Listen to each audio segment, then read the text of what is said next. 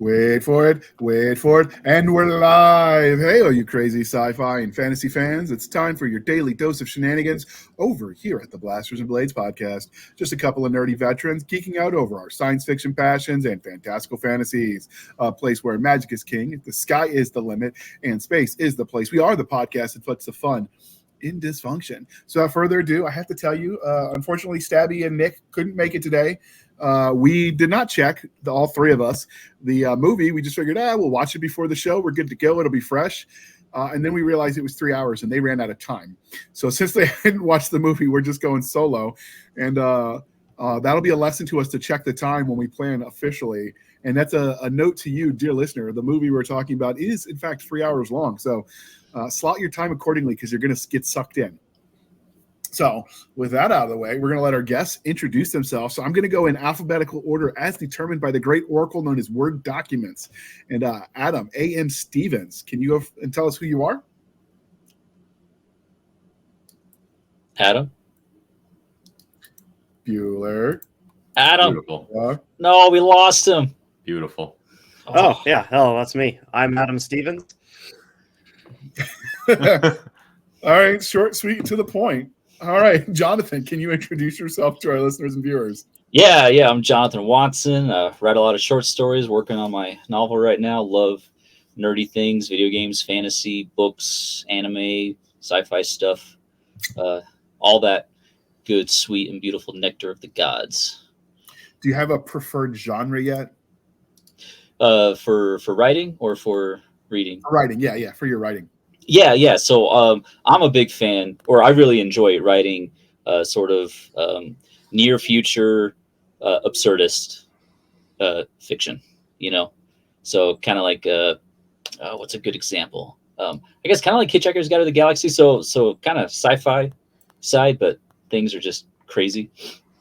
You do inject quite a bit of silly. Yeah. Okay. I mean, there's room for that in the market. It's a niche that might be harder to sell, but I think once people get onto it, they tend to love it. So very bold of you, Cotton. We'll see how it works out.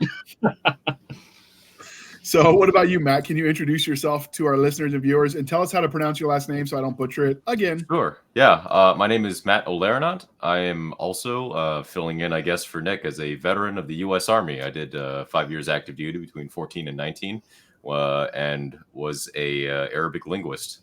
So went to the Defense Language Institute, did all that good stuff, shoved Arabic into my head over the course of a year, and then got stationed in Fort Riley, Kansas. So the Army really knows how to spend their money. So first, we want you to know, dear listener, that he wasn't 14 when he enlisted. It was 2014. They don't take child soldiers. The rumors are not true. I don't care how desperate they are right now in the recruiting office. Yeah, despite how small some of my cohorts were. That said, I am currently still in the U.S. Army Reserve in a different role, and I am also a writer of weird science fiction and fantasy, just kind of bouncing between the two. I've contributed to some of JR's great anthologies, such as the Santa anthology, Sleigh Bells Ring, The Monster Within, and another one upcoming for The Contested Landing, hosted by Three Ravens. And I'm shopping around a manuscript at the moment, so off we go. Nice. So the Army thing, when you say they were short, are we talking like midget level short? Because I've seen some short people in the military, or just not tall. Shortest person I think I saw was like 5 foot flat. She was a little National Guards woman from Minnesota. Okay, so Yeah. When I went to AIT the second time, because I had 3 MOSs, I was a watercraft operator. So when they teach you damage control, they put us on the USS Buttercup, which is basically like a PT boat in a swimming pool. So they can, teach you how to stop a ship from sinking in a controlled manner, of course. And that was our rule, was that when it got to the shoulders of your shortest person, you lost. And unfortunately, I had twin sisters in my damage control locker that were 5 foot even. So we were at a severe disadvantage because all the tall guys got stuck together in more time. But that did teach me shoulders.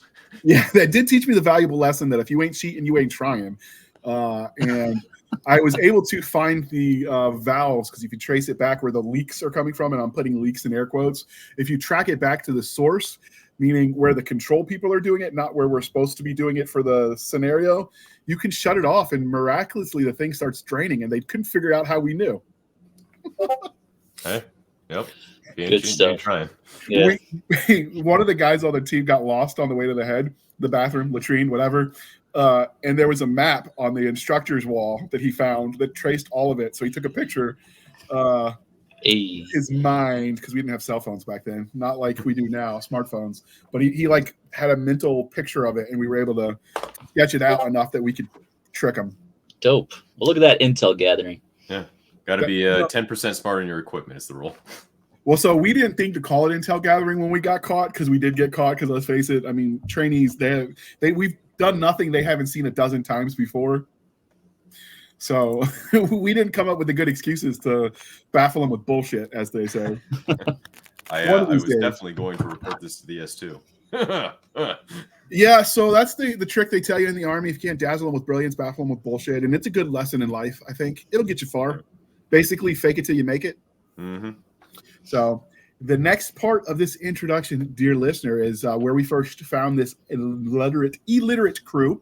And we're all in a writing group together, and they do a podcast as the Illiterate Bastards, otherwise known as Yet Another Writing Podcast. So since you guys graciously decided to sponsor this episode and you picked the movie we're reviewing, can you tell us a little bit about your podcast? And I will link to all of that in the show notes if you, dear listener, want to check it out. Oh, yeah. So our podcast is known as Yet Another Writing Podcast. And our group of three here, Jonathan, myself, and Adam, are known as the Illiterate Bastards as we introduce ourselves. And the podcast itself is aimed towards, like, by writers for writers is really our general thing. But for anybody really who wants to try and improve their storytelling or just follow us along, since we are all sort of junior writers coming into the industry just now within the past handful of years. And so it covers a lot of, like, we do some reviews here and there on books, and we do just lessons learned and writing exercises and things that we go over that we do in our actual physical writing group meetings, since we all meet in person every Saturday. They don't meet in person with me for our writing check-in on Wednesdays. We just do it over Discord, or was it, I guess, Google Hangouts or something? Yeah. I click the linky button they give me. That's all I know. But we all, that writing check-in group started with Robert Tilsley and the listeners of the Dead Robot Society podcast, which is another writing podcast, but they also just get nerdy in general. And these three found their way into the group, and so we've just been doing that for about, I guess, a year and a half now, where you guys have been coming. Yeah.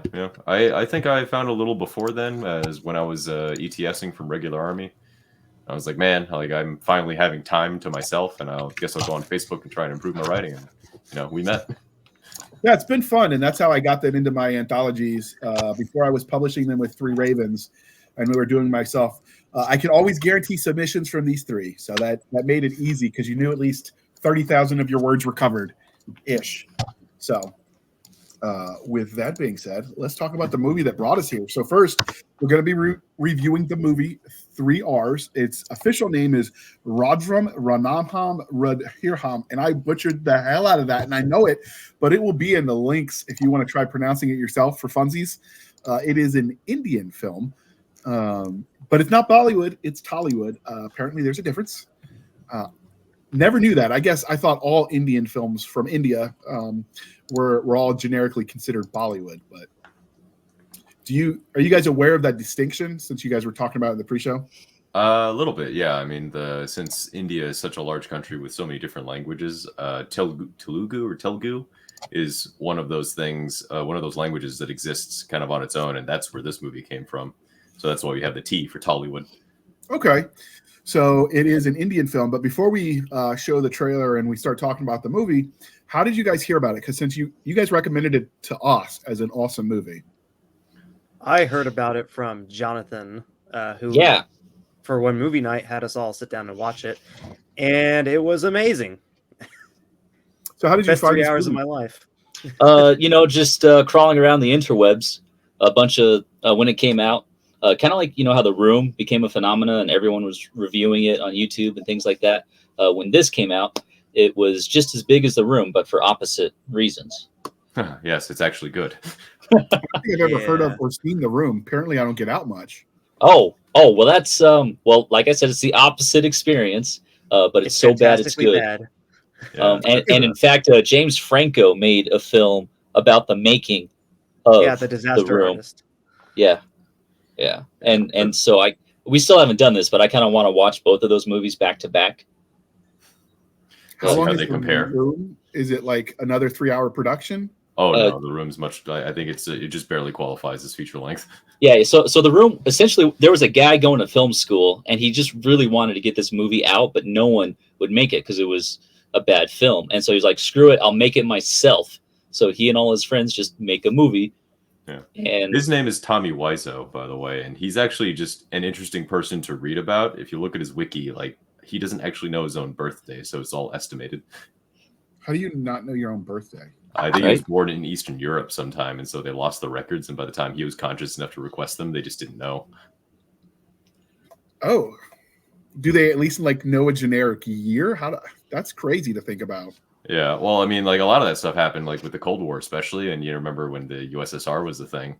Like, not very many people had good records, and so people coming out of Romania and those other Eastern European Warsaw Pact countries, sometimes there just weren't records. And it's like, estimated, I think you were born in 75, I guess. Yeah. Interesting. That baffles my American mind, but I will hit the I believe button and we will carry on. So before we show the trailer, I'm going to read you the summary. So the movie 3 R's is set during the British era. Molly, a small tribal girl, is taken by the British governor Scott Buxton and his wife Catherine against the wishes of her mother. Rama Raju is an Indian cop who works for the British Army. For him, duty comes first, and he is very ruthless to revolutionary Indians, but is never given his due by British government. The British government find that a tribal Kamarama, Bihem, who considers Molly his sister, has started his search for her and could be an obstacle for the British. So basically, it's a what's that movie where the guy found?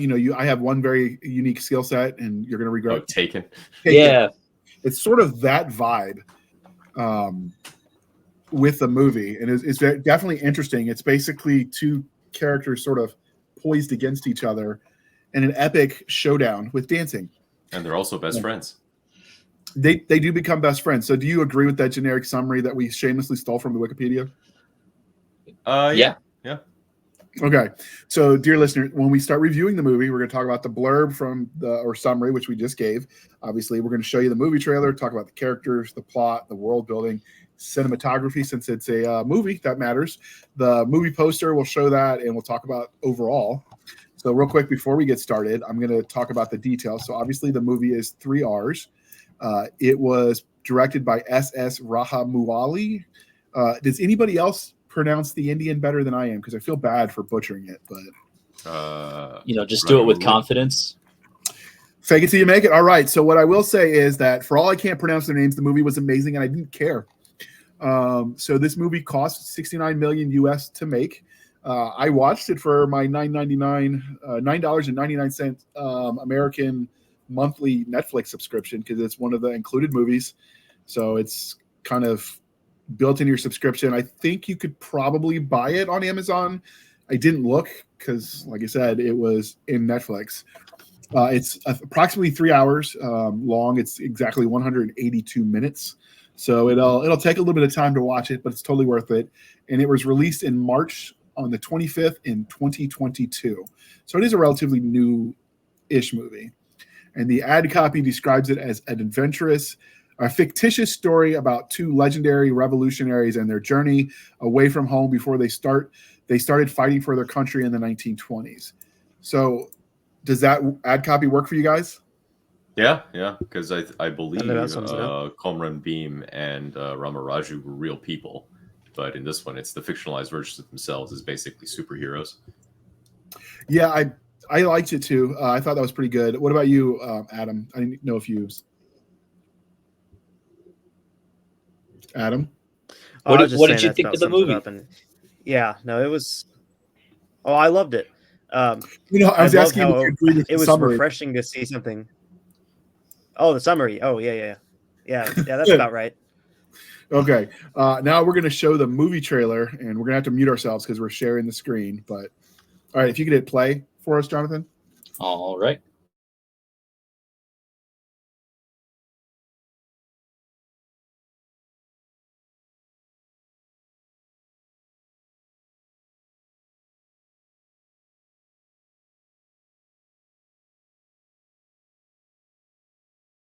All right, Jonathan, if you could unmute, if you have yourself muted, it looks like it's not going to show the sound.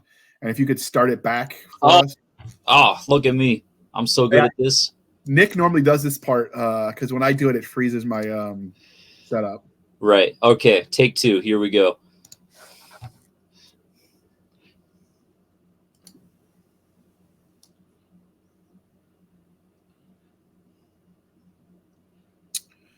Still no audio. So what we're going to do is, as you're looking at the screen, you can see some of the visuals from the movie. We're just going to rock through it and go. But as it keeps playing, it was very. I mean, wow! The scenery, the colors were vibrant. You definitely got the vibe of what you think about when you think about colonial era and the British Raj. The British Raj, like, and also a guy fighting a tiger, because that's the most important part. Yeah, that was unexpected. He did not dance when he was fighting the tiger, though. So, I mean, there's that. No, just. And this is Rama the cop. Yeah, we were joking through our second watch through here that the only reason that they were able to instantly communicate and become best friends is that they were all jacked. Yes. Through the power of muscle, Mancy. Yeah. Yeah. You work out, you can create a bond. Yeah. Bromances for the win. And they were very affectionate physically, but I think that's just a cultural thing because you don't tend to see that in the U.S. as much, but it's not uncommon. I saw that a lot when I was in the Middle East.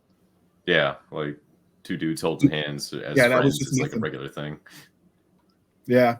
And this is that's the mom, but they just showed the girl behind the cage was Molly, who was the one that's captured. So, and this is showing what a badass the cop is. And if you're just listening, the scene's visually stunning. You should click the link to the show notes for the trailer. It is definitely worth it. And what I will say is the British, the red uniform with the khaki pants, like it was a sharp uniform. It stirs the American in you to go ahead and open fire on them. It does. Like I did start wondering like what the range and distance was. And of course, this is the superhero, otherwise known as the governor of India. Yeah, played by the late great Ray Stevenson.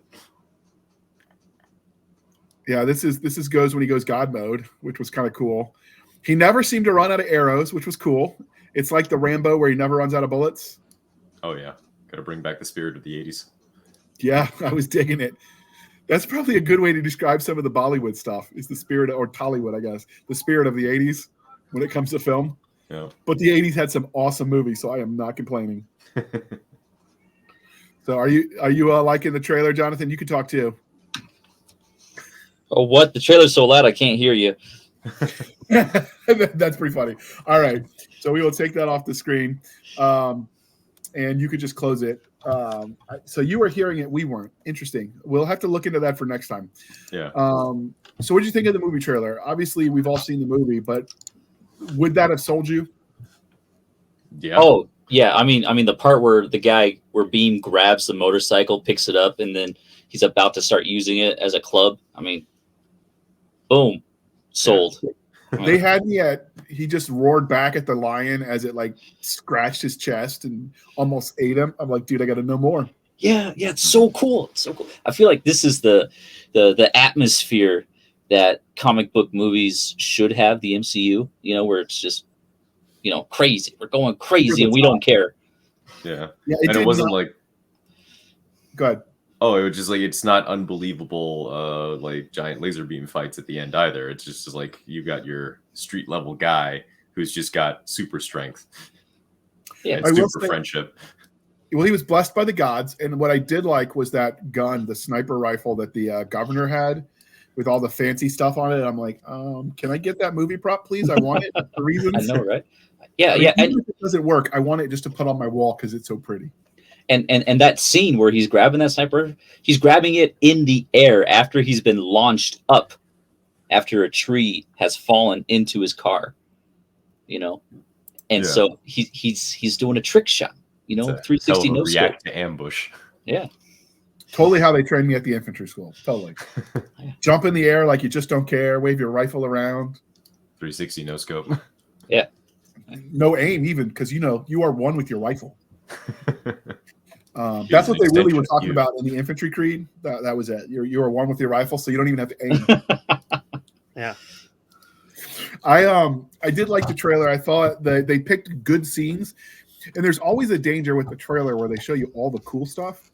Yeah. And then there's don't need to watch the movie. This was not one of those movies. There was so much cool stuff. They did show nothing but cool stuff, but there was more. There was still more. The sheer density of cool action sequences in that movie is extremely high. Have you seen the movie Hot Shots Part 2? No, I have not, but I am familiar with it. Okay, it's a comedy movie that's kind of mocking all the 80s action figures, and as this guy's going around killing things, it's got a running body count on the bottom.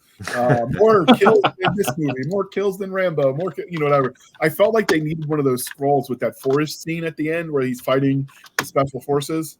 Oh yeah, it had that level of absurdity, but in all of the best ways. And while the combat in all of that was exaggerated, it also wasn't a comedy. It wasn't unserious either. Somehow it managed to be serious while also being not taking itself seriously. It's serious but ridiculous. Yes, serious but ridiculous. I will go with that.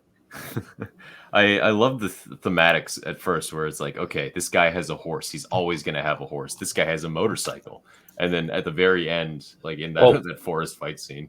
Do we need spoiler warning? Is that a thing? Or do we just talk spoilers from the get-go? I'm going to assume that a movie that's at this point 2 years old, that if they really wanted to watch it, they're going to pause it, click the link, and watch it. Because at this point, you can't talk about how awesome it is without a little bit of spoilers for this one. Yeah. So carry on, sir. Carry on. Well, just the consistency of it, because I remember us watching it for the first time, and it's oh man, this guy just rode a horse in here. I'm sure it's going to be a thing. I wonder where he's going to get it. And then the guy comes through the woods in a motorcycle. He's got it. He's got it. Yeah. Because at the beginning, the first quarter, end of the first quarter of the movie, when they do the bridge scene where they save that boy, because Raju is on the motorcycle and Beam's. No, I got it backwards. Beam is on the motorcycle and Raju's on the horse. I was and that's where their friendship starts. And then at the end of the movie, not where their friendship ends, but where the climax happens, there's a motorcycle, but they don't show anyone on a horse for that whole fight scene until Beam gets on a motorcycle. And then Matt's talking about, just some random guy on a horse shows up in the forest out of nowhere. And then Raju takes him off, beats him up, steals the horse, and then they just go. Sadly, he did not beat him with the horse, though. The funny thing is, if you pause the first 3 seconds of the movie, they have this whole long 2-paragraph thing. No animals were harmed in the making of this movie. They were all created with AI.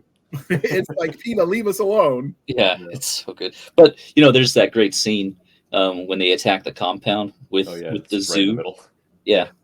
Oh yeah. He just throws the zoo with them.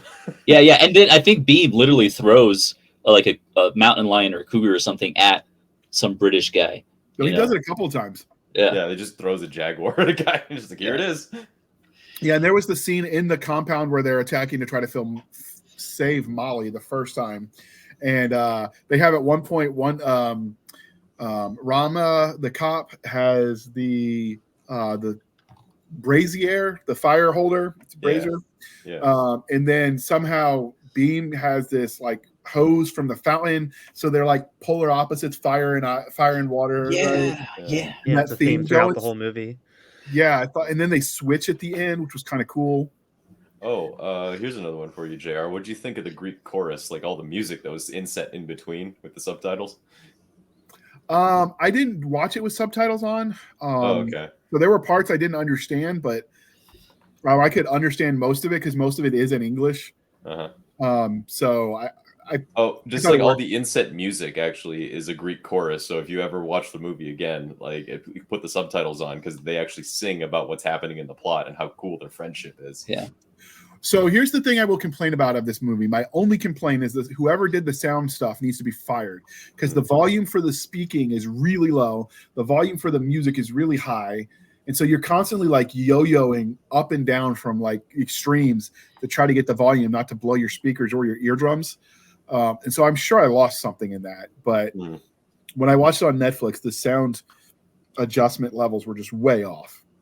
I'm seeing that a lot more in modern movies for some reason, where like the volume for the talking is not as loud enough to be heard over all the background stuff, so you can't hardly hear them. You know, maybe it's to mask all the bad writing that's coming out of Hollywood these days. Well, this wasn't Hollywood though. This was even cooler. This was tough. Yeah. Sorry, just talking about the stuff coming from this side of the pond. Yeah. I don't know who would have done the audio mastering, if that would have been done on this side of the water or. Yeah, because it is dubbed, like it is redubbed since the original language Telugu. So. Okay. So I watched the dubbed version then. Yeah. So I think when we watched it in another language, and I think the audio was actually pretty okay. Do you remember which one that was, Jonathan, that we were listening to? So we watched it in Hindi. Yeah, but that still wasn't the OG. For some reason, Netflix just doesn't have, or maybe they do now. Yeah, the export license or whatever I think was a big deal, and so like Hindi was the more common language to have exported along with English.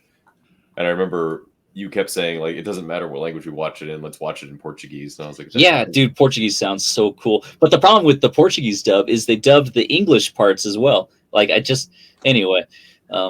Portuguese sounds silly. Well, it's like Spanish that got punched in the mouth. Yeah, Spanish with rocks in your mouth. Or drunks. It's just fun, guys. It's fun. Like this movie. Anyway, but one thing that was kind of interesting, or that might have been lost watching it all in English, is there are some scenes where it's like when Beam can't speak English on that date he goes on with what's her name? Jenny. Yeah. And so that like joke where he tries to memorize Jenny's name and she's saying, "Don't call me." Phrase. Yeah, like don't call me whatever the word is. Mimza? Don't call me don't call me Mimsa. It's just Jenny. Yeah. What is Mimsa? Do you know? If you guys, I think it's a local like British Raj like title of respect for a lady, so like ma'am kind of stuff. Okay, so it's the she didn't want to be treated as nobility, just wanted to be treated as a person. Mm-hmm. Yeah. Which made her the only good person in the entire compound. That's why he put her in a car and let her leave. He let her live when they were killing everybody. Yeah. And of course, there's the stereotypical bad guy who's so bad he's just bad for no reason. The one British officer who he fights, who locks the door to the compound. Yeah. He's got all these medals. He's just a fat, ugly dude. And I'm like on the one hand, okay, I can believe that he might have been overweight if he was nobility because like there were no PT requirements for their military if you could buy a commission. Right. But like he was just bad for no reason, which was weird. Yeah. He was like over the top, like Snidely Whiplash levels of evil. Yeah. You know, a lot of the villains were really just over the top, like comically, or just like comic bad, where it's like I will kick puppies for a living. Almost like they don't like the British or something. I know, right? And I think it is a passion we share. The governor's wife was even worse. Like her level of sadism during the flogging scene. Use this. I keep this fanged whip around for no reason other than I Where did she pull that from? Yeah, it's from my personal collection. Hey, we don't judge what her and her husband do in their bedroom, all right? Whatever you're into, lady. Whatever you're into, lady. But the randomly kidnapping the little girl for no reason also made no sense. She like wanted her as like a songbird. She basically she bought her for like two tuppence or whatever she gave her. And she liked the what do you call that? The henna? Yeah, the henna tattoo stuff. Yeah. And they brought that back at the end because that's when they focus in on when she meets Justice. They zoom into her hand so you can see that henna. Yeah. Which for some reason is still there because I thought the movie took place over a longer timeline. Well, she probably got it reapplied, you know. Could be. Yeah. Oh, but actually, it still worked. The symbolism of it was just so perfect. Mm-hmm. So that's one of the things I thought that they got right in this movie. The symbolisms that they used throughout were just so perfect. So like Beam, he fought the tiger at the beginning to become the shepherd for his tribe, and he gets scraped or he gets clawed by the front and back in the process by this mountain lion. and you end up seeing that's his war paint now on his face is like the symbolic lion claw marks with his war paint. You see that kind of stuff throughout. Like whoever was doing this from the set to everything was perfect. Yeah, I feel like there was a real love for what they were doing as they were doing it. You know, there was also a lot of like just straight up consistency that you don't see a lot anymore of that kind of thing, where like something they introduce kind of even offhandedly at the very beginning is held through all the way to the end.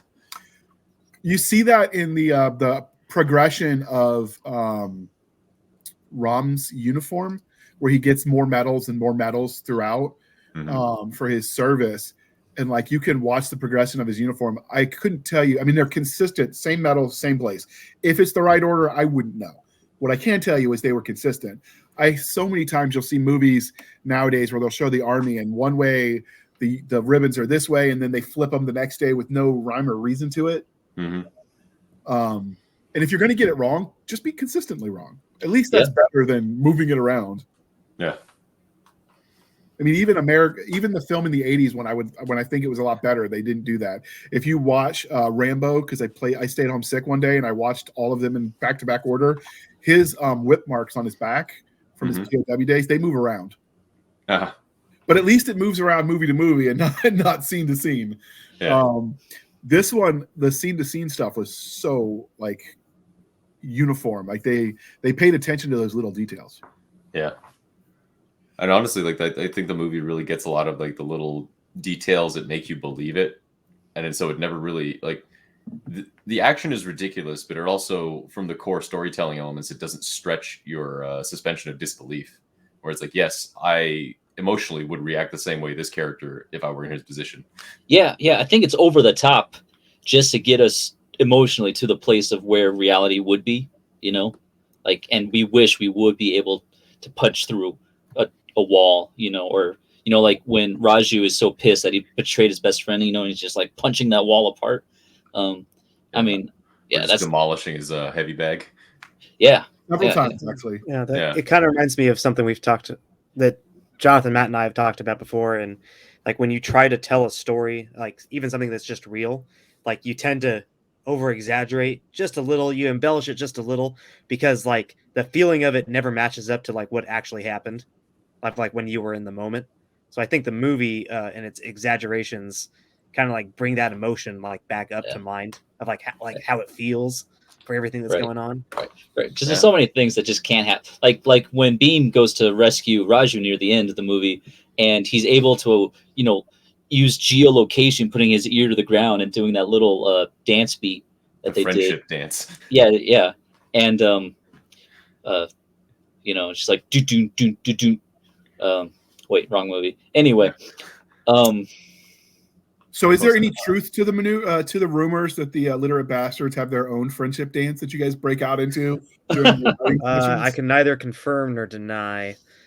It looks eerily like the 1984 dance. Crystal Light Championships for the aerobic championships. A lot of clapping, a lot of jumping. It's a good time. You gotta get the blood flowing, you know. Yeah. And the cool thing about that special dance is it's scalable, you know. So if we get any more illiterates in here, we can add them. That's appropriate. Speaking of dancing, the dance-off scene with the guy that didn't like the Indians, and of course he has to call them dirty brown people because you need to make American and modern audiences know he's the bad guy.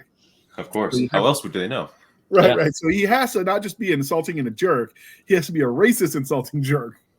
I do want to say, in this guy's defense, he lasts the longest. You know, everyone gets tired, everyone takes a break, but British guy is still going when it's just, you know, Beam and Raju and him. Yeah, so he's up there. You know, dancer. He just didn't know their dance and trips over his own 2 feet. Right. And then everybody else gets a calf cramp. Right. Yeah. And then what a bro, Raju. You know, he sees Jenny's you know, look of hope, you know, she's the only one cheering for him. Yeah, for Beam. And so Raju takes a fall to make Beam look good in the eyes of the girl, you know. He jumps on those grenades over and over again, trying to hook Beam and Jenny up. Yep. and it leaves you at the end with you can decide did they or didn't they get together, because they don't say, but it ends on a happy note where they're at least smiling at each other. So there's room for that romance to develop or not. Yeah, And then but there's the culmination dance. Yes.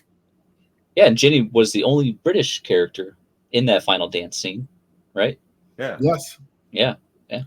The final dance scene was more an homage to Indian history, I'm guessing, based on the pictures they were showing. Yeah, Oh, yeah. yeah. They kind of like the story was over, and like, here's a bunch of cool guys that we want to venerate.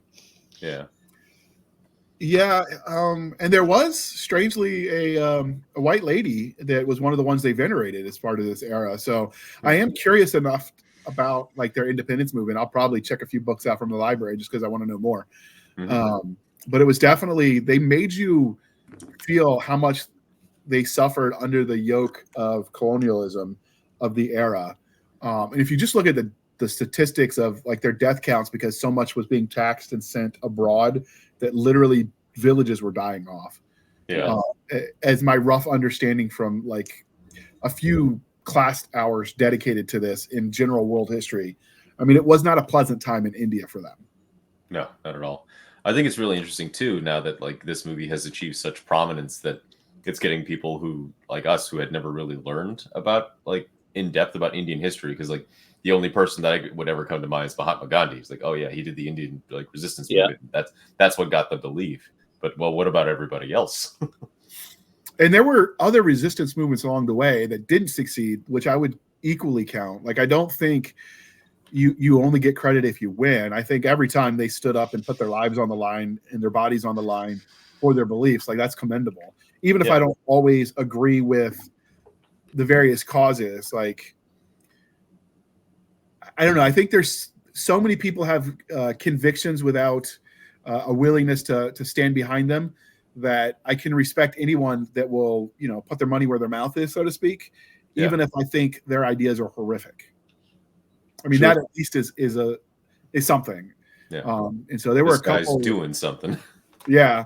And so if you're familiar with the Sharp series, you know there were a couple of revolts in the 1800s too, early 1800s in India under the East Indian Company as well. So, I mean, there was constant struggle from their local, I guess, are they considered tribes or clans? I'm not sure. Yeah, I'm not familiar with extremely local Indian politics, because there's like villages and tribes and stuff like that. It's all very localized. Yeah, so there were different times throughout where various people rose up and tried to overthrow the British and the East India Company. So clearly what they really needed was someone to tell them the Redcoats were coming. 2 if by land, 1 if by sea. Yeah, they needed their own Paul Revere. Though I guess Paul. In the movie, Beam and Raju were those guys, on their horse and motorcycle. Yeah. I think they really like drove the point home with that whole speech that the governor kept talking about. Like, do you know how much this bullet costs? Well, I mean, there's something to that, though. I mean, like, bullets aren't cheap. So I get what he was saying, especially when you consider that it was, I mean, obviously not the racism, but right. The idea that bullets have a price, so don't waste them. I mean, I still learned when we did the Mozambique drills, to the chest, 1 to the head, give them $1 worth, because the government paid approximately 22 cents per bullet. Like, at least by the currency of the early aughts when I was in. I wish 5.56 was that cheap still. Yeah, me too. The idea is like, you want to make each shot count. Like, I get to a point. Now, he took it to an absurd level. Why shoot them when you could pulverize them into a pulp and make their ending gruesome and painful? Yeah. Use this tree branch I found, or this mallet that just happens to be laying there for some strange reason. I don't know why we brought this, but have at it. Like, okay. Like, and the mallet looks so comical. Like, it's like something out of like 1980s video game levels of comedy. I know, right? Oh, dude, speaking of video game level stuff, what did you think of the end with all of the explosives and ammo just in the same room, perfect for getting lit on fire and blowing up the whole building? It's not absurd. If you've ever, even in the colonial era, like weapons magazines were a thing, because you wanted to separate the powder or the explosives. If it goes off, you don't want everything to go off, which is why those things existed. So the idea that the British would concentrate their explosives together a way where it's presumably safe doesn't bother me. There's a reason it's surrounded by several walls in brick, right? Well, brick they concentrated it all in the basement of his house. But that isn't too unusual that, you'd concentrate the seat of power where you would control, because that was the other part of it is like they were outnumbered. So if the Indians ever got those weapons, it'd be a problem for them. So keeping it under lock and key, even from a historical perspective, kind of makes sense to me. Mm-hmm. Obviously, that leaves them open to flying flaming motorcycles to destroy them. Oh, yes. Because why not? That was not in the deliberate risk assessment. No, it was not, apparently. And it should have been flying motorcycles for the win. I wonder who made those. Were those Harleys? They could have kind of gotten a little bit of... Oh, they might have been like British make, actually. Like Enfield. Those rifles were sweet, though. Mm-hmm. What were those? Were those the those were Enfields? Actually Enfields, I think, yeah. I'm not a historic weapons expert.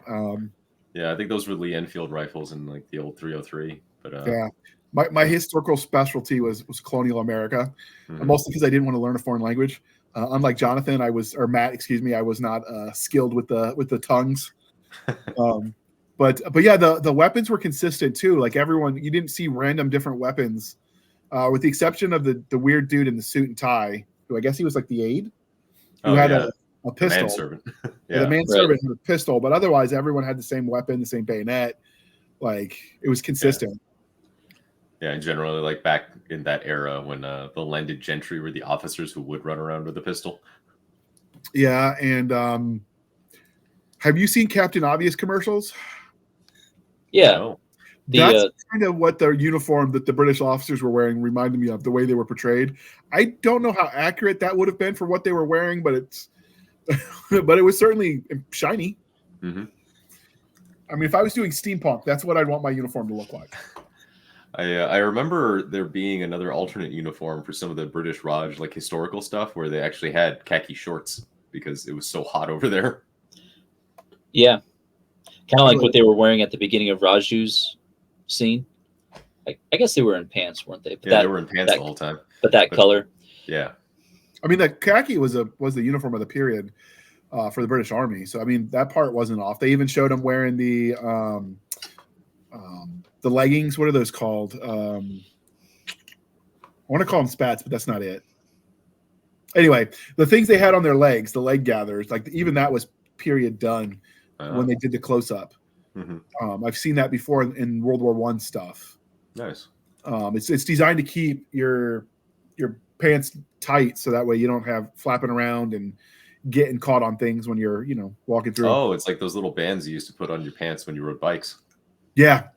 So, but not as cool, clearly. Yeah.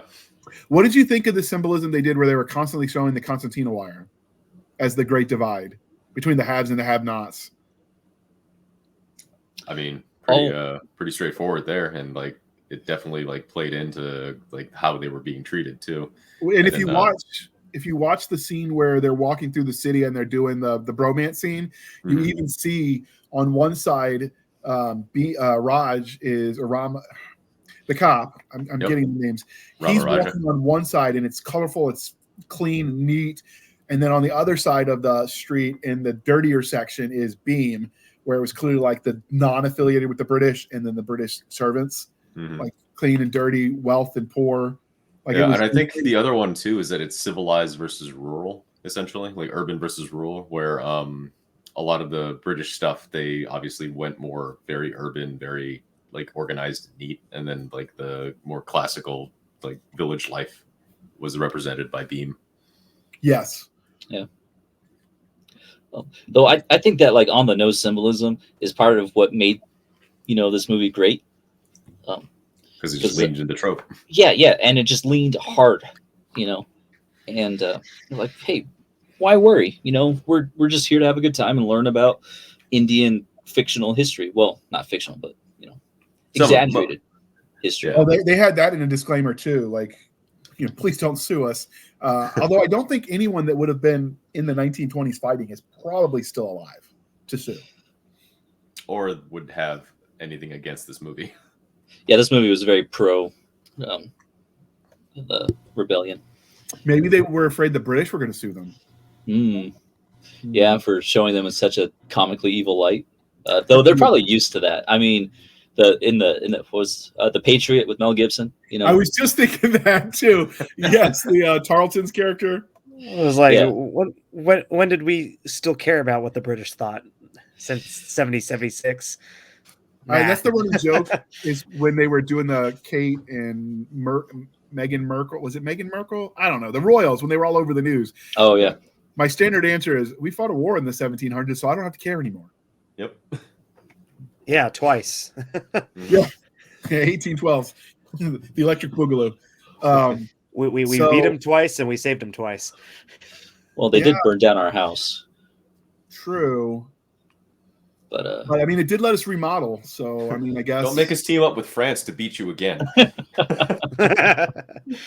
Yeah, but we don't want them to surrender. So we got to be careful. We got to give them this pep talk to the French so they don't surrender.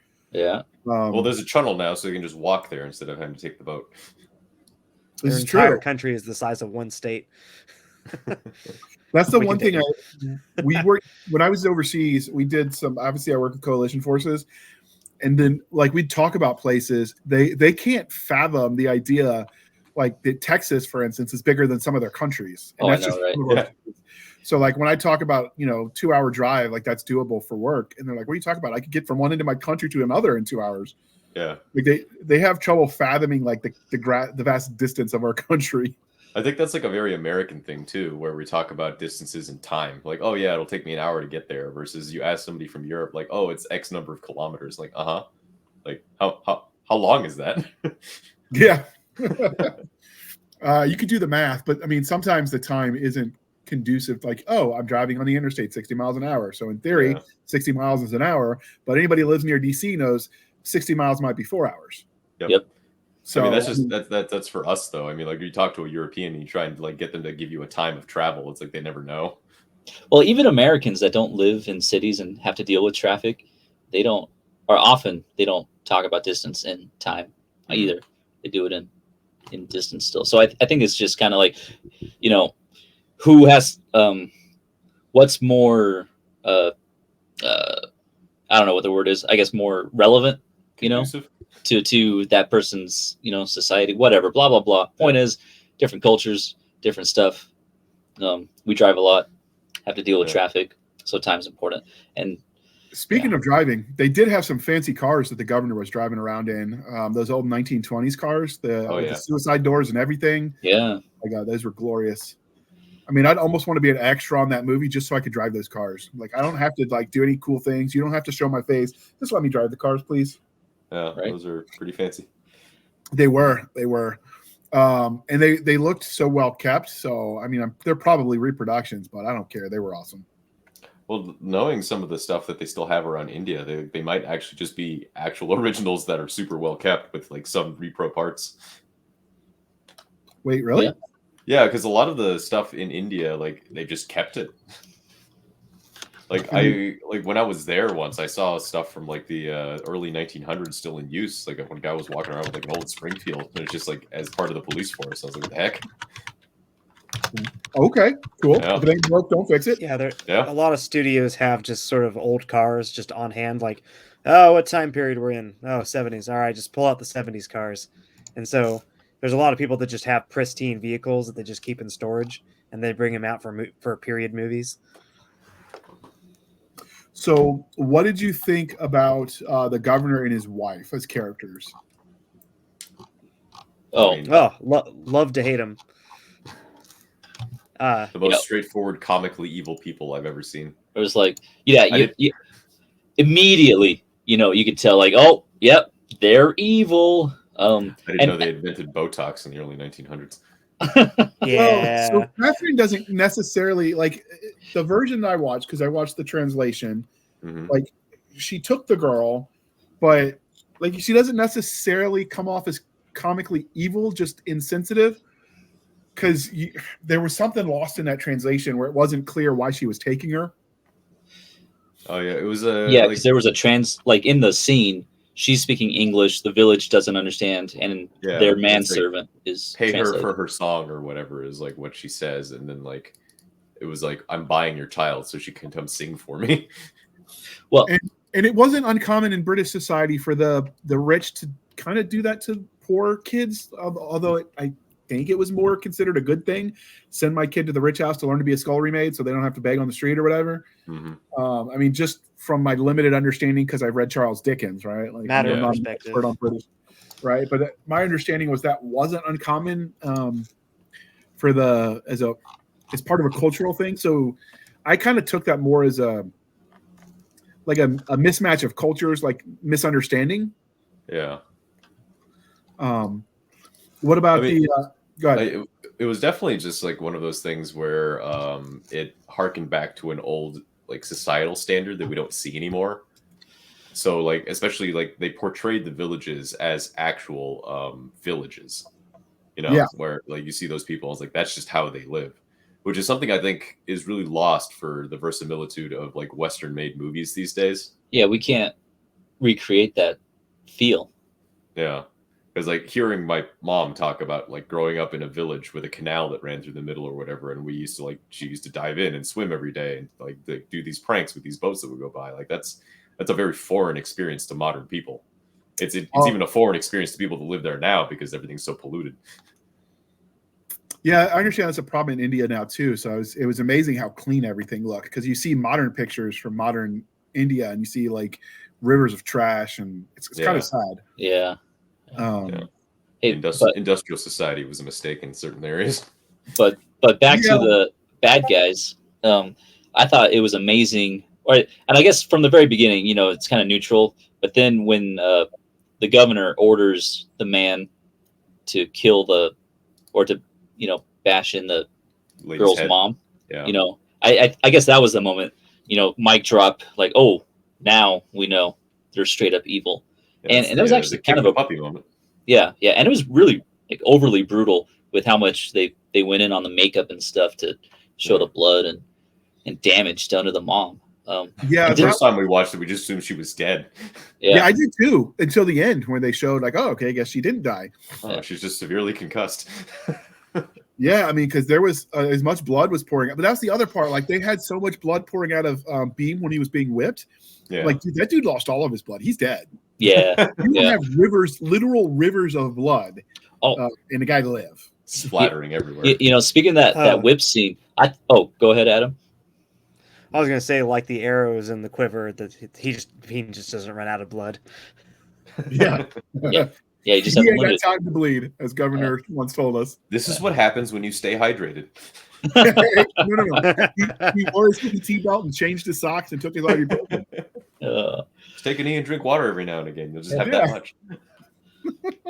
All right, so you were saying back to that scene. Yeah. So with the scene where Beam's getting whipped and he's tied up and stuff, and then he sings, you know, and mostly in Western media, you know, in musicals or whatever, they sing the song and then the characters never address that they sang. You know, it's almost like the singing never happens.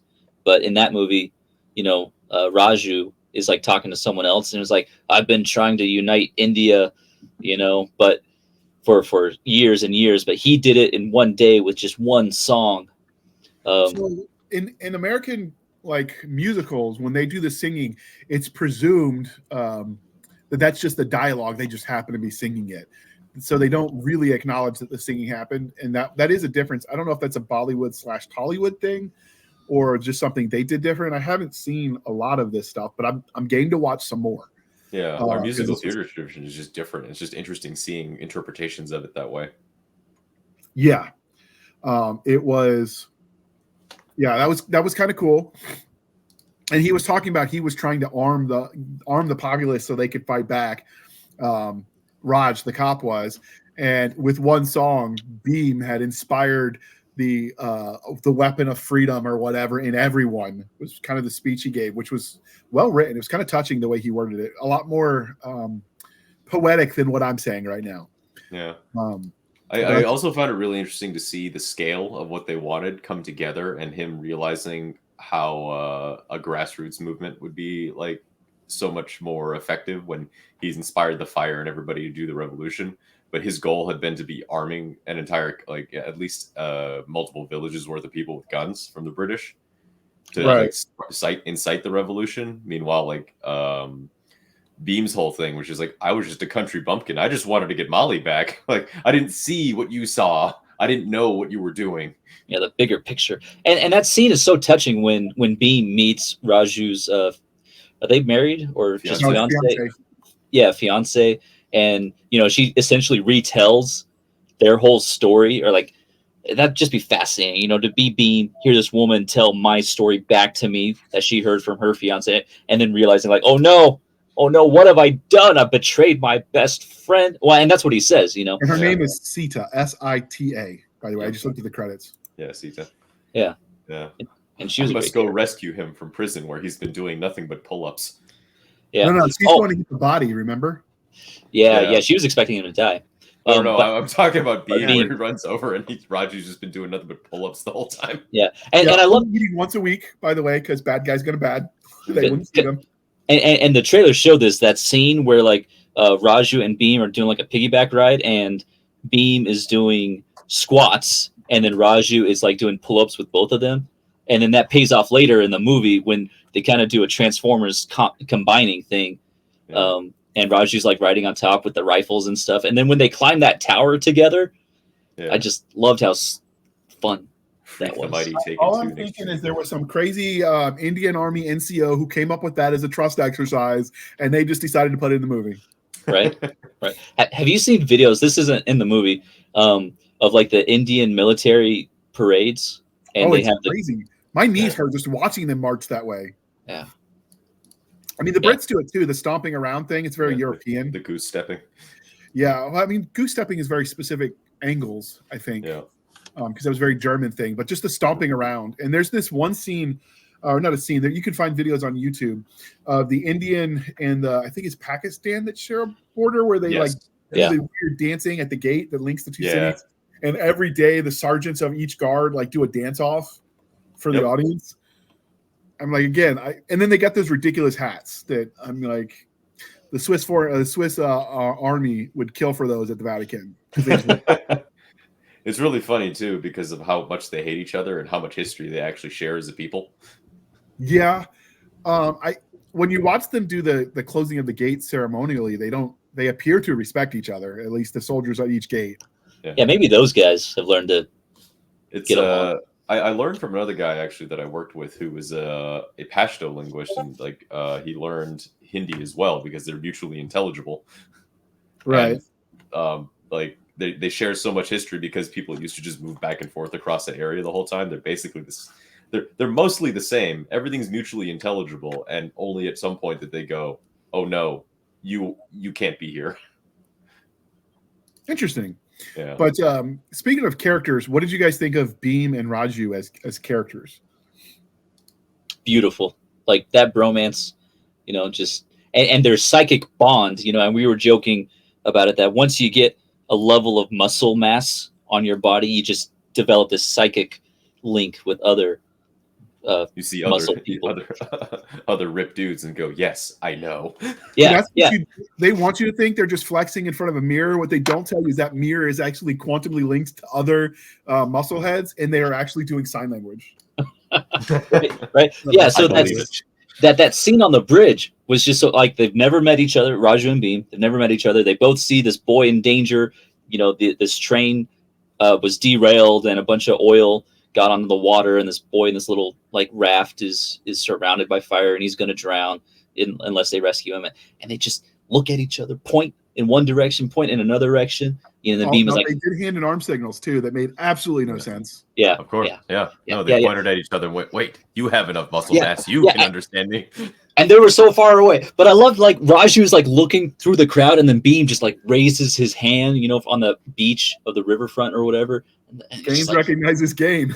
yeah, exactly. And it was just so cool to see that instant link, And another thing, to get about like story tech, so much showing versus telling. They just showed that Beam and Raju got along and had this connection, and they just did stuff together and they worked well together instead of spending 10 minutes telling us like Beam and Raju are best friends even though they've never met before, blah blah blah. I just love that they skipped all that crap and just went Well, straight they didn't into working technically together. skip it. They had a Greek chorus sing it. Well, I guess maybe that's the cheat. That's the secret Hollywood needs to, latch onto, is show the thing and then have a chorus sing what they would normally tell. So what you're saying is make Greek choruses great again. Yes. Yes. Yes. Bring it back, baby. And Hercules, the animated movie, they had a literal Greek chorus, in their vases or whatever. So based on what you're saying, it's worth watching it in the original, I guess, Hindi, versus the straight American dub, because Yes. I did not get the Greek chorus. Oh yeah. Well, watch Yeah. it with subtitles and a Hindi With dub. subtitles, yeah. Yeah. That Yeah. is cool. It also makes you wonder, maybe the people with muscles aren't stupid like the running joke is. Maybe we just don't speak their language because we haven't ascended to that level of muscle brodom. Yeah. One day. So if you were out there and you were a muscle bro, can you translate it back to normal person English and tell us if we're on the right track? Did we crack the code to your secret society? Do we need to drink more protein powder? I don't know. Tell us the secrets. Yeah. What's Bunga the track? bunga protein. Green- PR. They didn't show them eating though. So other than the one time with the rice, so we don't know. Were they doing the protein shakes? Maybe that was the secret of the revolution. Maybe Snake blood. yeah, snake blood, and maybe they put protein in their curry. Maybe that's what it was. That's the secret sauce to their curry. Yeah. With bromance, love, and protein powder. Always. So, as individuals, did you think that Beam and Raj were well written? I thought they were pretty fleshed out in a way that sometimes characters in modern movies feel very one-dimensional. Okay, I get it. They're here to serve one very narrow purpose, and that's it. And they have no life outside that one, whatever. But I got both with the main characters and just in general, everyone felt real. Yeah. Yeah, there was a lot of nuance that I don't think we've seen very often anymore, where, well, especially given a 3-hour runtime, they had the time to flesh it out, where each of the characters had a goal in the plot, a personal desire, and then the conflict of where that would meet. The way it was broken up into acts, though, leads me to believe that this could have been maybe streamed once, and it wouldn't have been as long. I don't know how it was originally aired, though. Did it air all at once? It's just a 3-hour movie, and it's just a difference? Because we kind of think anything longer than an hour and a half is too long for a movie. I know people that complain at 2-hour movies. Right. Yeah, I think this was presented entirely as a single whole movie. Yeah, and I think that's kind of par for the course, because the other film that this studio made, Bahubali, they made 2 3-hour films, so it's this 6-hour epic that they couldn't fit into one film. So I think this is just kind of, at least for them, par for the course. And American films used to be this long, Once Upon a Time in the West is 3 hours. Ben-Hur is super long. Some of the newer movies are also this long too. It's just that we are wasting a lot more screen time, not actually telling a story. Maybe that's the difference. I don't feel like I worried when I realized it was 3 hours. I'm like, okay, I'll just fast forward through the boring parts. But there was nowhere that I wanted to fast forward through, and I'm like, oh, they could have cut this scene. I thought all of it was good. Yeah. Well, that's why we love the movie so much. It's just it is incredibly tightly written. Yeah. Despite everything serves the the plot. length. So was this based on a book, or was this did this just straight come out of the movie as was? I think it just came straight out as the movie as was. Okay. So definitely we're going to have to find out how on point that was from. Obviously, it was over the top historical, and they made a point of telling you this was a fictionalized version of it. But it definitely left us wanting more, I think, of the to learn more about the history of the era and of the whatever. Did you have any favorite secondary characters in the movie besides Raj and Beam? I thought one of my favorite characters, and he was only there for that one scene, is the junior cop that screws up. He's like the gate guard, and Raju is with Beam's friend, and he's like, hey, let us through, pretend we're normal people or whatever, but I'm really Captain so-and-so of the military. And then that dude salutes Raj, and the face on Raju is so priceless. She's like, "Oh, you idiot! You've ruined everything." Anyway, I have a soft spot for that screw up. I think that character is hilarious. A very human mistake, right? Yeah, because they drill it into you. Like, you got to salute officers no matter what. But then my other favorite, I mean, I love Sati, even though she was only there for the second half. Yeah.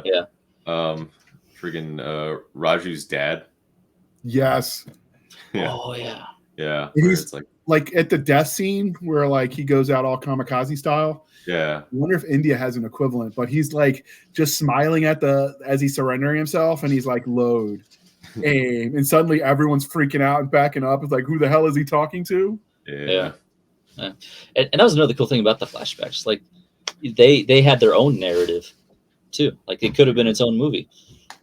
Yeah, and I liked the they showed that he was always a good shot, so the later stuff seems less fantastical. And I really liked the lesson the dad had the kid is like, this is just one man and one rifle, and we halted this whole army's advance. Imagine what we could do with an army of these.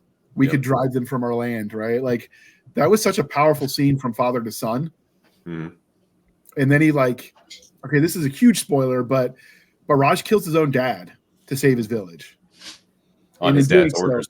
On his dad's orders, and in doing so, like, takes out the people attacking them. And they show, like, they zoom in on whatever that child actor that played baby Raj, like, he's crying and he's like, he doesn't want to do it. And he's looking at his mom who's like lying dead, shot by the British, and he wants to stop fighting. And the dad is sitting next to him crying too, but he's like, no, we're not done yet. Keep firing. And you see other villagers like getting away. And just that personal sacrifice in that scene was, that was epic. Yeah. 10 out of 10.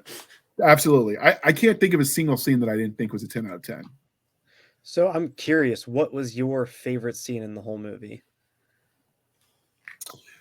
I really like the tactical nature of the scene where he's holding them off by just one well-trained marksman with a cover and concealment is able to halt an entire army advancing in the open. Yeah. That's not unrealistic. I mean, you've got historical precedent for that. I mean, Zamreen snipers, Carlos Hathcock, rumored, I don't know if they've ever confirmed it, but supposedly did that to a whole battalion of North Vietnamese troops in the Vietnam War, just by picking them off randomly. One person from like the right position can do that. Yeah, especially if that advancing group isn't as well trained or as well disciplined. I got the impression that they were all, well, at some level they all had good training. It's scary as crap when you're getting targeted by a sniper. No, it is. No, what I mean is, like, what the village became is just basically a military encampment instead of a normal village when he comes back, when dad comes back, right? When he leaves the British Army after they, take the Super Mario Brothers mallet to the village elder. Yeah. Like, they did over and over again, like nothing but that for hours.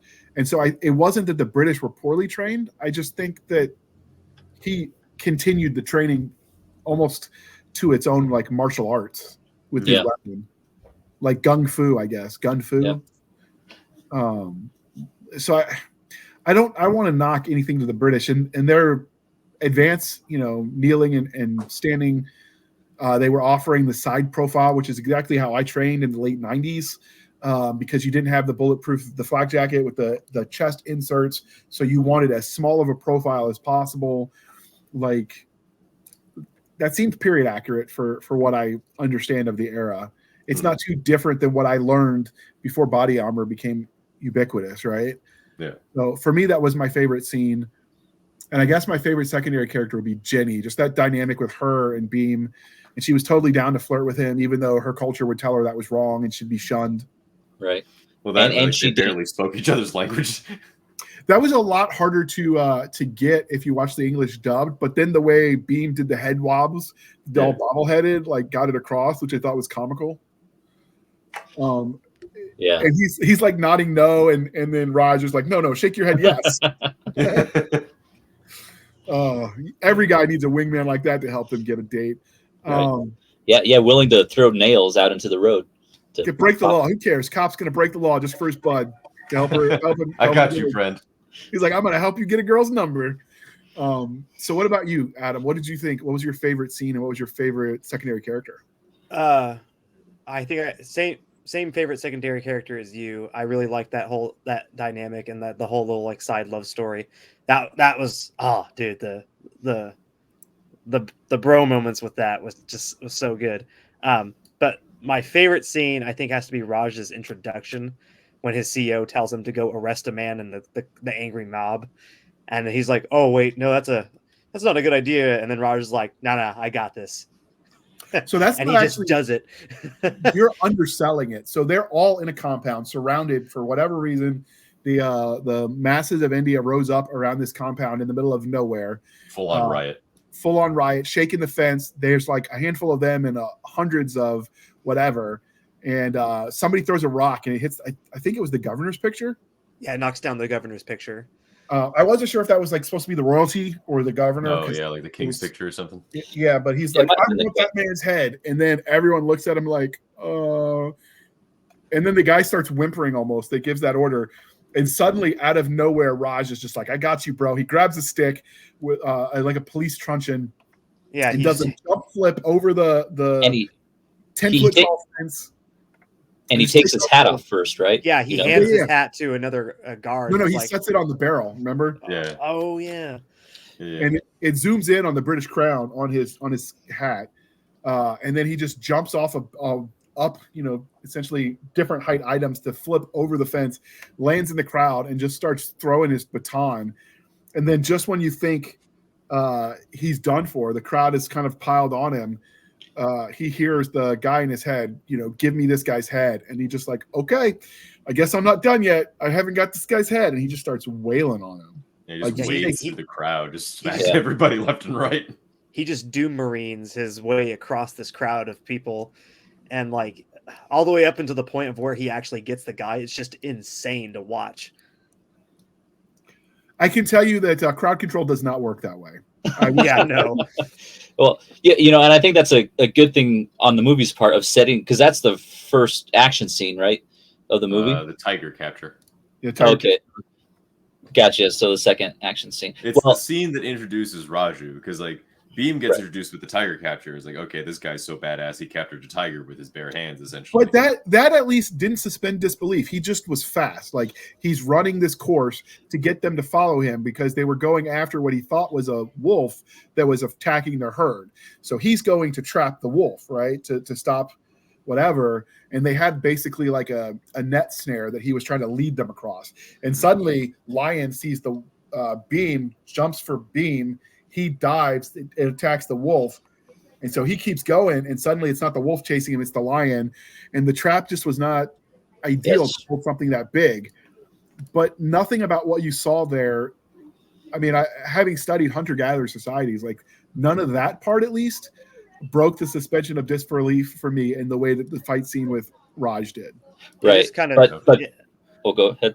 Well, it is kind of interesting that when they showcase both characters in each of those introductions, like because of how Bean captures the large cat, like it's almost like they show a sort of intelligence to him and a sort of like skill, versus Raj, who just like brute forces his way across the crowd.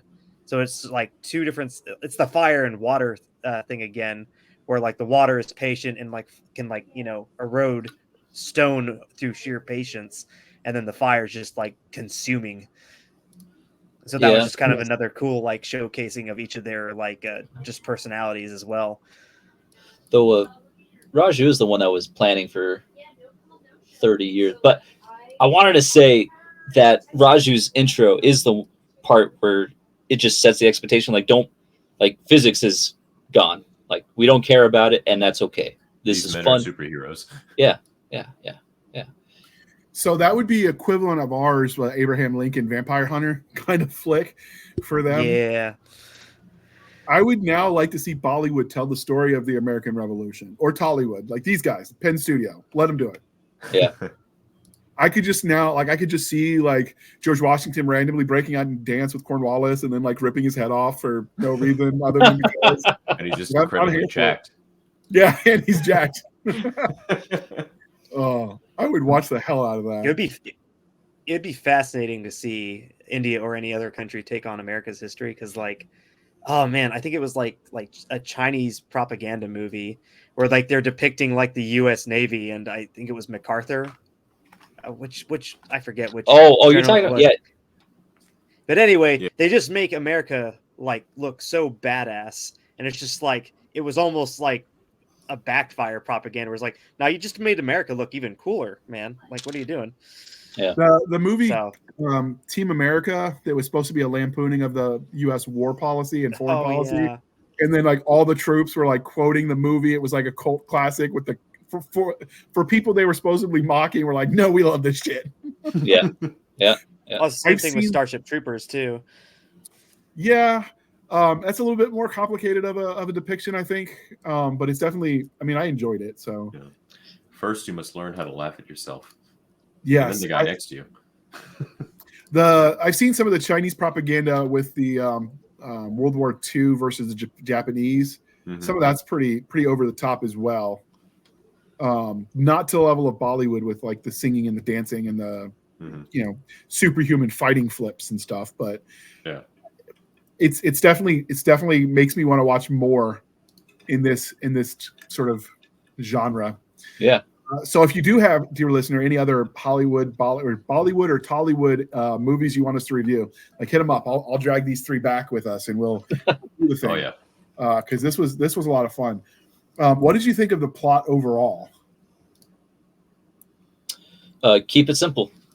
Yeah, it was so straightforward that like it was super easy to follow, but also very emotionally resonant.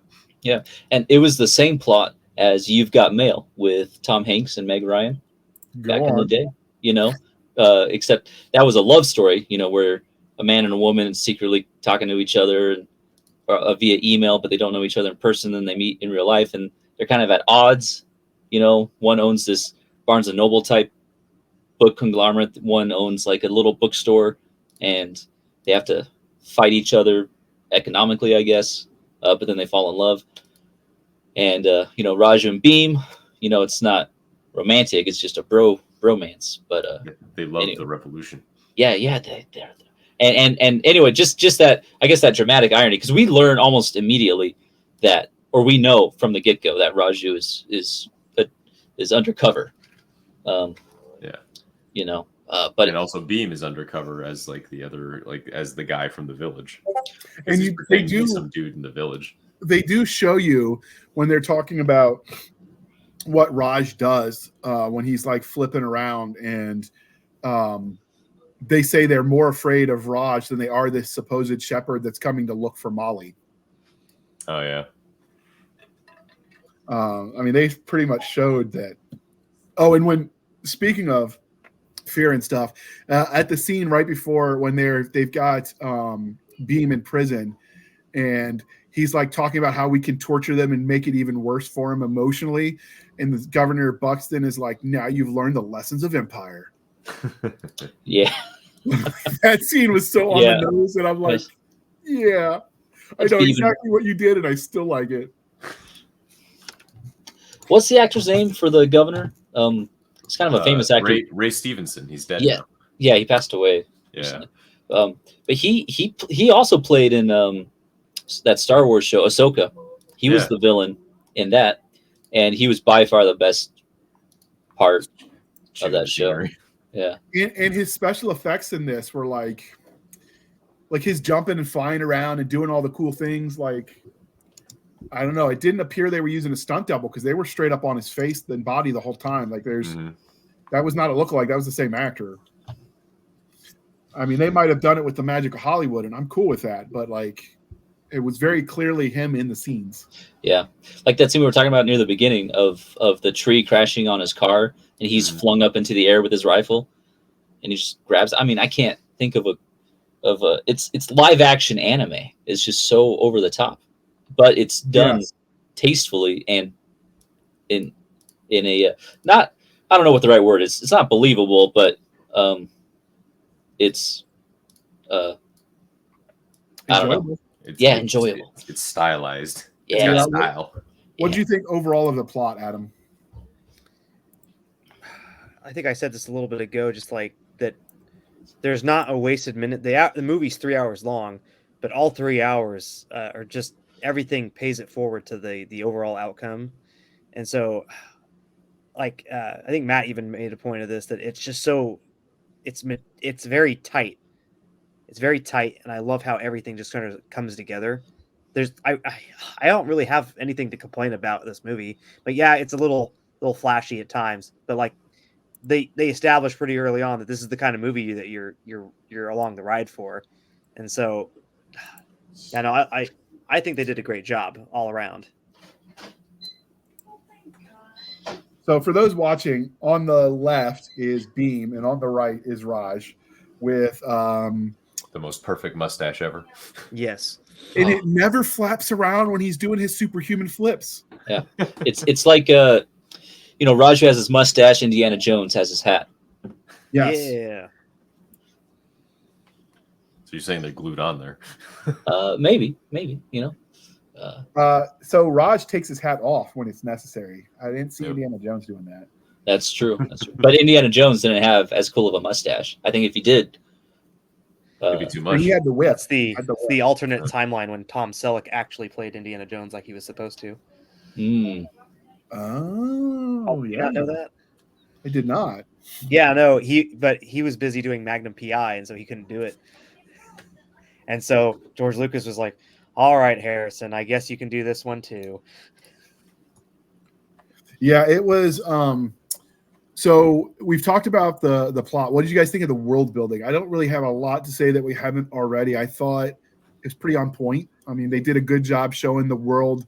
You saw the poverty, the starvation, the tax collectors. I don't care that you had a flood last year and you haven't gotten your food. You still owe me, and I'm going to kill your elder because you didn't pay me. I mean, that one scene sets the whole colonial. Yeah. Nothing else. That scene gives you everything you need. Well, even that was somewhere in the middle, like the opening scene where they take the child and everything. They take Molly, but like the verisimilitude of like showing the village where it's like, oh yeah, people still live like this over there in certain places too. So like they know what it's like. What about you, Adam? You got anything on the world building? I mean, from not knowing as much as anyone else has learned, in our public education system, which from my generation is substantially less than Jonathan, Matt's, and yours.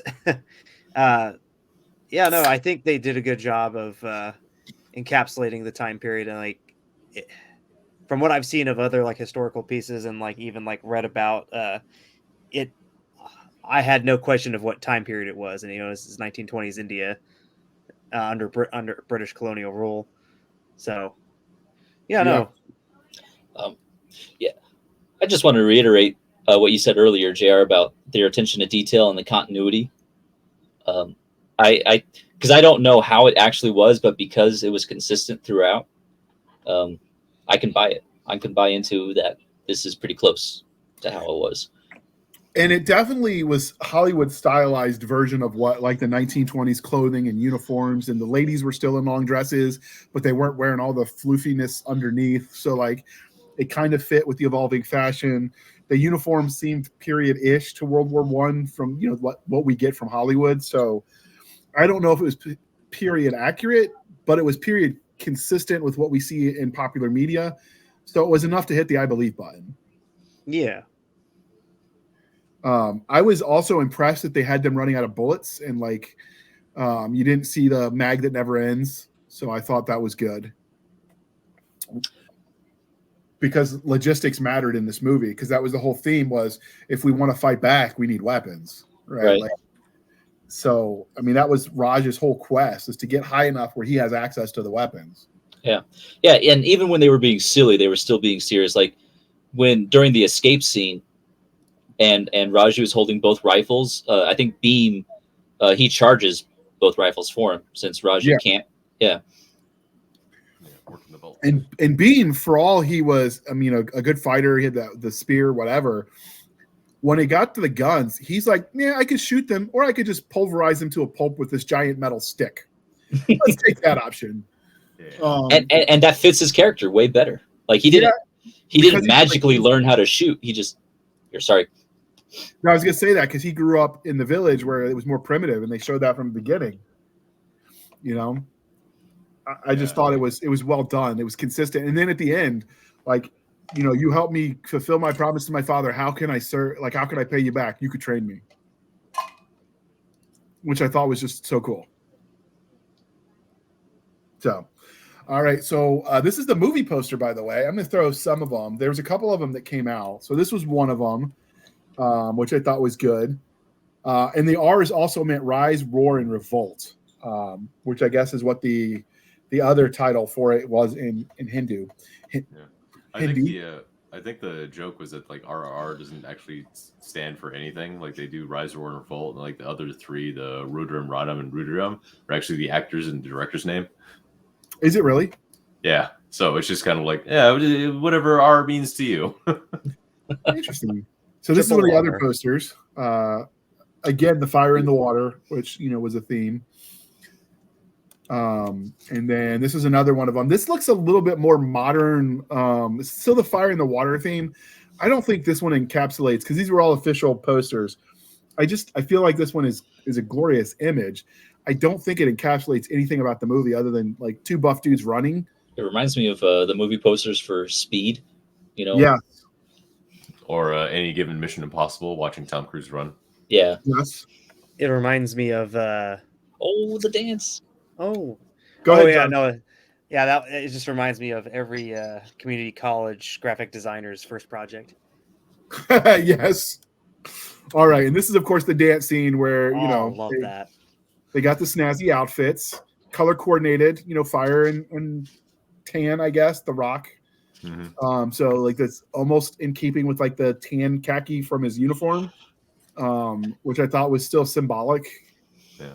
I mean, it could have also still the blue and red of water and fire. Yeah. Yeah. And I'm just saying, like, their cardio was off the charts, insane for this. Yeah. I mean, like they could do like, you know, they like, so you see the period stuff in the background with the what the women are wearing.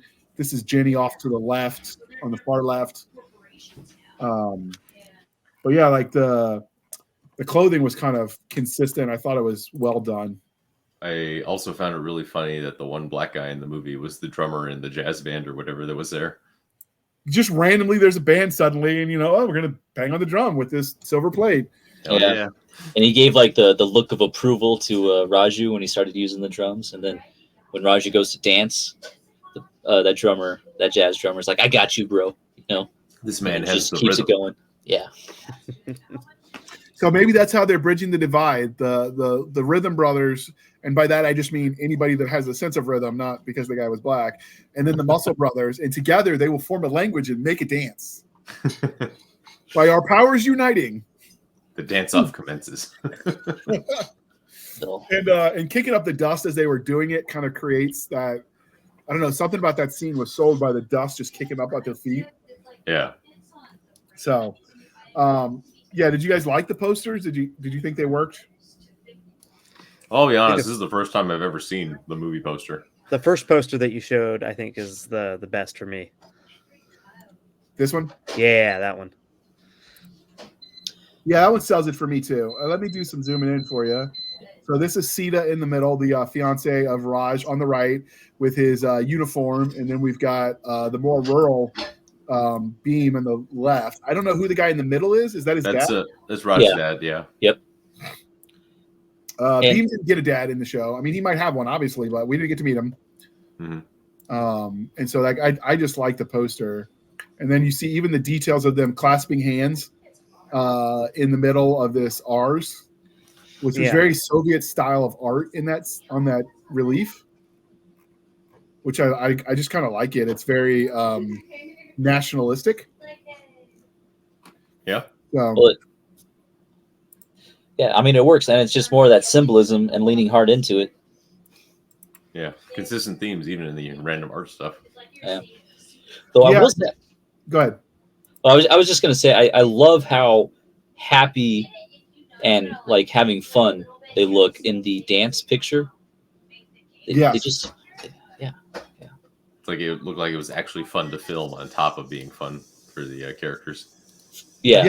And like I don't know, I just love it. So let's do that overall because we're running up on time. So what were your overall thoughts of this movie? 10 out of 10. We need more like it. I think we should adopt some of this like over the top silliness in America. Because this. Oh, go ahead, Matt. Yeah, so like 10 out of 10, but like just in retrospect on it, it feels like it leans more towards the theater aspect of it, of like actual musical theater. And so being that over the top and that straightforward with all the symbolism and imagery and stuff like that is something that like people should try doing again. Yeah, I agree. What about Adam? Did you go already, or was that John who went? That was Jonathan. Okay. I think Tollywood should be in charge of Hollywood's action department. And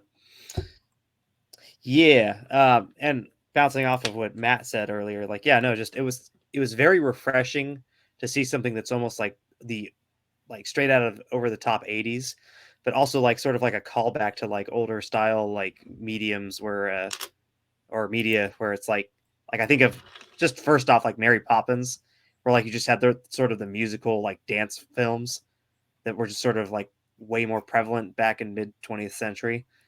And it's kind of cool to see again, like popping up in this style too. And it has an action movie, no less. So I think very unique. 10 out of 10. Would love to see more.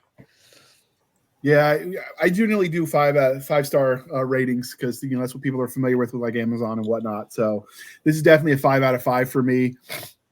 I do recommend. I enjoyed the fight scenes. I enjoyed the romance. I enjoyed just looking at the stunning imagery of the scenery in India. If it wasn't India, it sold the versatility. Yeah, I could say that word. It sold the ambiance, right? Like I believed it. So I was definitely, I'd watch more by these actors. I'd watch more by this production company, Penn Studios. I'm definitely up to try more Tollywood or Bollywood. Yeah, and I think I might watch it again sometime with the dubbed version instead, or with the original and then the subtitles, because I'm curious with the Greek chorus now. Yeah, so overall, I'm definitely sold, and Nick is gonna hate himself for not having had time to watch all of it. Hey, if he watches, we're glad to come back and talk about it some more. Yeah, or get him hooked and then want to do more like this, because this was a fun movie. Definitely worth all 3 hours. Yep. No complaints. Mm-hmm. Now go watch Bahubali. What's that? That's the other movie by this studio. It's the one with the bamboo tree and the launching and all that stuff that you're talking about. Oh, I've seen those on all the little clip shows and stuff. That's what they made that? Yeah. I think so. And there was a scene where like a bunch of S.H.I.E.L.D. They group up and then they get launched out of a catapult. Right, as and like they roll in a barrel. Yeah. Bahubali Part 2, I think. Okay, now I definitely have to watch all 6 hours of it. Yeah. Who needs to write? We can watch Bollywood. Yeah. Speaking of, I will say that I am perfectly okay with sending Hollywood to India and stealing Tollywood and Bollywood and bringing it here so we can have great movies again. This was awesome. And then I'm picturing like some of our modern Hollywood actors that don't know how to do anything but dance around in front of a green screen, like making them do this kind of special effects and actual like acting. It would be comical to watch them try. Okay, now the scene is a dance off. Like, oh no! All the classically trained triple threats could probably keep up. I just looked at. Apparently, there's a Bahubali 3. What? My mind is blown. We need So to I have. still haven't seen the first two, so It's like Indian Lord of the Rings. We gotta watch. We gotta have a marathon. Absolutely. Grab your popcorn and go. So before we wrap this up, and I ask everybody where they can be found on the internet for those that want to stalk you and check out your podcast. So what is your snack of preference for watching a movie? Jonathan? I'm a big fan of just straight up buttery popcorn. Yeah, nice. Yeah. Classics. What about you, Adam? Reese's Pieces. Bold choice. Okay. And Matt? Whenever I go to the theater and actually go see a movie, I will always buy a Coca-Cola slushie. Nice. I'm a fan of, well, I don't go to theaters because they just annoy me. So I watch them at home. But I'm still popcorn, although I do kettle corn because good kettle corn, that's sweet and savory. So good. As far as beverages, I don't really have a consistent. Sometimes it's Diet Coke because I think it tastes better than regular Coke, less sweet. And most of the time I'm just drinking water. I'm boring like that.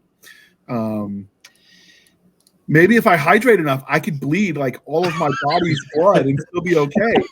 I've got water to back me up, and I could like survive like Bean did. Yep, always got to stay hydrated. I bet they were wearing their PT belts underneath those outfits. I bet that was the secret, Matt. Yep, always just you got to glow in the dark, other in the daytime and whatever, wherever you are, it'll keep you safe. Yeah, absolutely. Science will stop bullets. Oh, speaking of bullets, that scene at the end where like Raj is repeating back they're not worth a bullet, the value of a bullet, and he's like, let's give it back to him through his heart. Like that scene was just so perfect. Oh my God. That was amazing. It's funny because like you saw it coming a mile away. Like he said the speech like 3 or 4 times already. It has to be So the dad said it. The young governor said it. Presumably that was him when he was younger. It looked like it was supposed to be. Yeah. And then he said it when he killed the mom or beat the mom to take Molly. He said it again when they like bludgeoned the elk. Like there's just so many times it was said. I think I can remember at least 4. Like that was the point. In the Army, we just say give them $1 worth. But apparently they didn't have the dollar, so they had to go old school, naval style. They couldn't afford it. I mean, you got to do what you got to do on a budget. So how can everybody – well, obviously we're going to link to the podcast because you don't have a clean link for the podcast yet. You're working on that as you get more followers. So I'm going to link to all of the gobbledygook that is the Yet Another Writing podcast. But Jonathan, how can they find you as an individual writer, not the podcast? Look me up on the Amazon authors, Jonathan Watson. So far, I've got a small catalog of one story so far, but more to come. Oh, am I? Yeah, no, you're good. You're good. Yeah. All right. What about you, Adam? You can find me on my link tree, linktr.ee/AM Stevens. And that has links to my Facebook, Instagram, and Amazon as well as a link to our podcast. Outstanding. And finally, last but not least, we got Mr. Matt Ulleront. I'm going to try to say it all fancy like. Sure. Thanks. Appreciate it. And you can find me on my Amazon author page, amazon.com/author/ Kilroy Higgins, KILROYHIGGINS. It's named after one of the characters from a book, which I'm shopping around right now. Oh, I thought Kilroy was here. I thought you were going all World War II. That too, actually. I made that name in the 7th grade, but hey, sticking to it since. You can probably find me searching for that name on the internet. It's actually more than my regular name. If it's scratched in any porta potties in the Army, we're going to have a talk. All right. You can find us on our link tree, linktr.ee, linktree/Blasters and Blades podcast. Again, linktree/Blasters and Blades podcast, where we link to all the things, the bit shoots, the rumbles, the YouTubes, the TikToks. I forgot Stabby made a TikTok. Almost surprised myself. Our Twitter, our email, blastersandbladepodcast@gmail.com for official purposes only. Again, blastersandbladepodcast@gmail.com. We link to our Facebook group and our Facebook page, and more importantly, Stabby Stab's Instagram, Twitter, and email, where you can send all of your hate and discontent, and she's going to make you cry. We want the fan mail. She wants the fan mail. She's bored, okay? She's a housewife, right? She wants you to talk to her. We have our website at anchor.fm/blasters, Again, anchor.fm/blasters, where for as little as 99 cents a month, you can help keep the lights on. These shows are not free to produce, so we appreciate your patronage. And you can also support the show more directly at buymeacoffee.com/author J.R. Handley. Again, buymeacoffee.com/author J.R. Handley. Be sure to put in the comment section that it's for the podcast, and I promise I will keep my co-hosts duly caffeinated. They will drink until they run out of coffee brand coffee, and then we'll buy some more with your donations. So, yeah, you're keeping us hydrated. I mean, coffee-nated, whatever, right? It's Java, people. Use the code Podcast Grunts in the link below, and you get 10% off.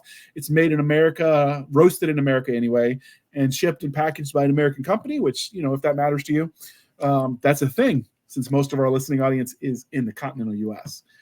With that being said, thank you guys for coming on. Yeah. And thank you, dear listener, for spending some of your precious time with us. For my absentee co-host, I am J.R. Handley, and this was the Blasters and Blades podcast. We'll be back next week at the same time, where we'll indulge our love of nerd culture, cheesy jokes, and all things that go boom.